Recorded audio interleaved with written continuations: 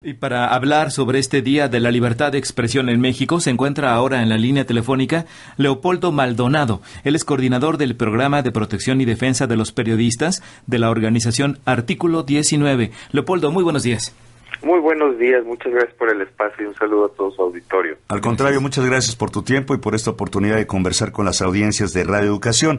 Leopoldo, parece una pregunta obvia, pero te la soltamos así. ¿Existe libertad de expresión en México? Pues mira, es una libertad de expresión que está bajo asedio, bajo fuego, bajo una serie de presiones, de condicionantes que nos permiten llegar a la conclusión de que existe, en términos formales, una serie de instituciones, un reconocimiento legal de la misma, pero no existen las garantías efectivas para su ejercicio. Mucha gente nos ha dicho que hace 50 años en México no se podía hablar, había un control férreo sobre lo que se decía, sobre lo que se expresaba.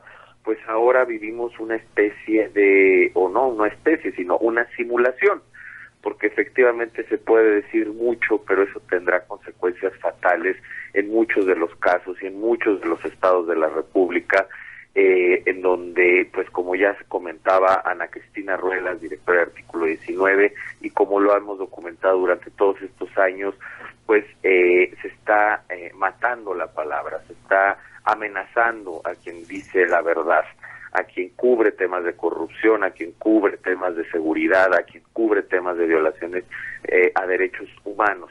Y este es un tema que hay que seguir recalcando.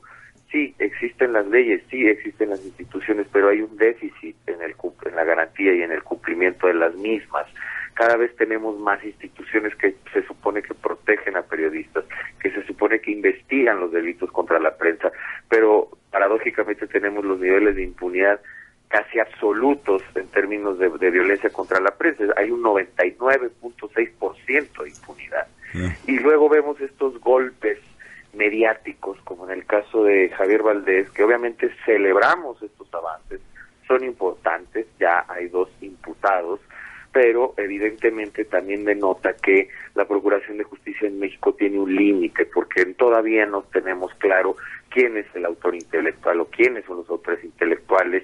Se ha deslizado públicamente se ha dicho que puede ser que es por su ejercicio periodístico, pero todavía no conocemos la verdad a cabalidad. Desafortunadamente estos son casos excepcionales, no son la regla. Y entonces ese es el gran problema en México. La impunidad sigue marcando la agenda de la violencia contra la prensa y por lo tanto se sigue mandando el mensaje de que se puede seguir perpetrando violaciones a derechos humanos de periodistas, agresiones contra la prensa y nada va a pasar. ¿Y por qué, a pesar de ser un país sin guerra, de los últimos 65 comunicadores asesinados en el mundo, 11 de estos crímenes han ocurrido en México?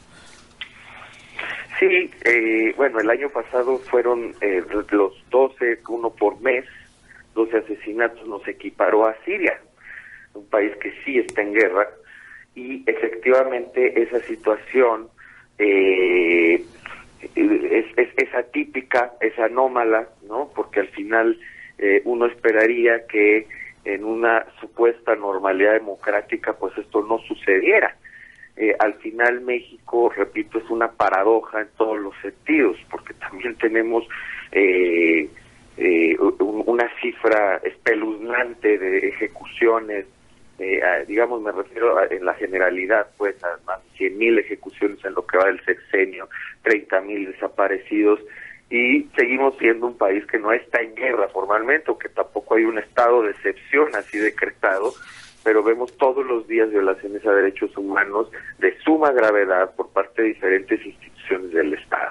Entonces, evidentemente esto denota que México está en una situación de crisis humanitaria, de crisis por violaciones graves a derechos humanos. No lo decimos nosotros, lo dijo ya la Comisión Interamericana de Derechos Humanos.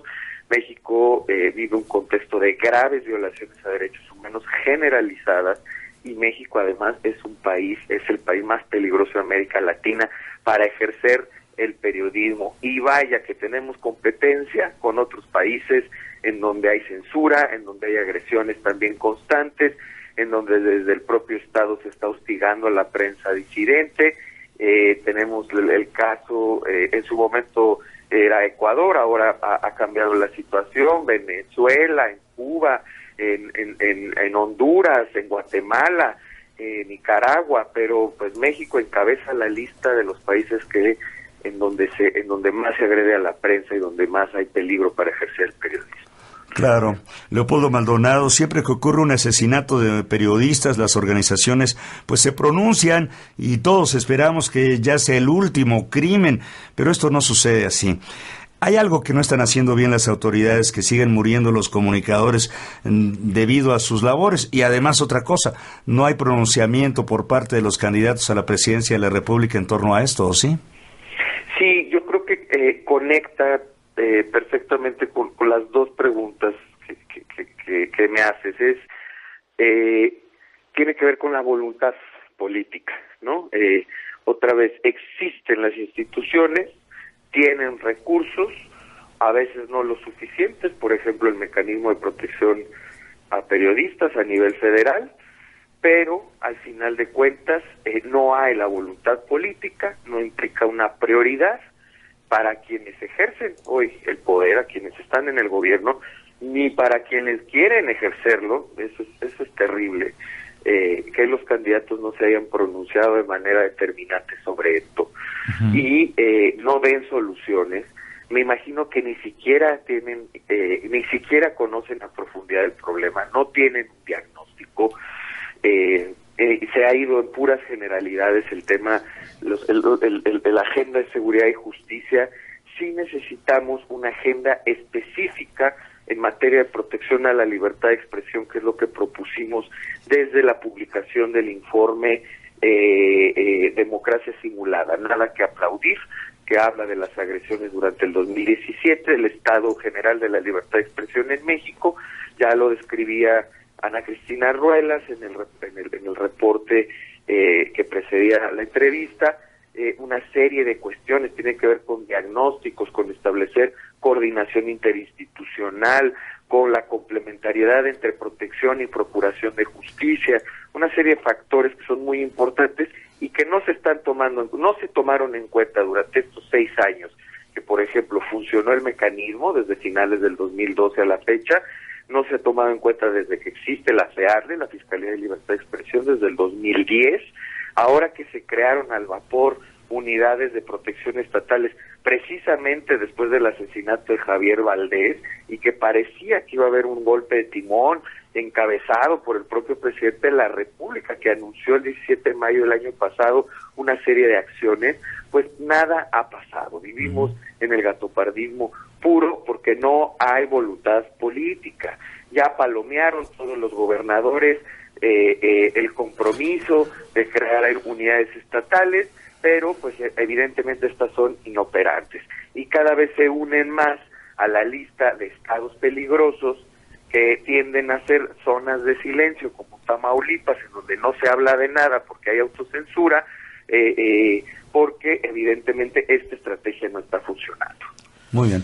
Pues te agradecemos mucho, Leopoldo Maldonado, coordinador del Programa de Protección y Defensa de los Periodistas de la organización Artículo 19, por estas palabras, estas reflexiones que compartes con las audiencias de Radio Educación. Estaremos en contacto si nos lo permites. Claro que sí, les mando un abrazo muy fuerte. Igualmente, padre. Va de vuelta, hasta luego.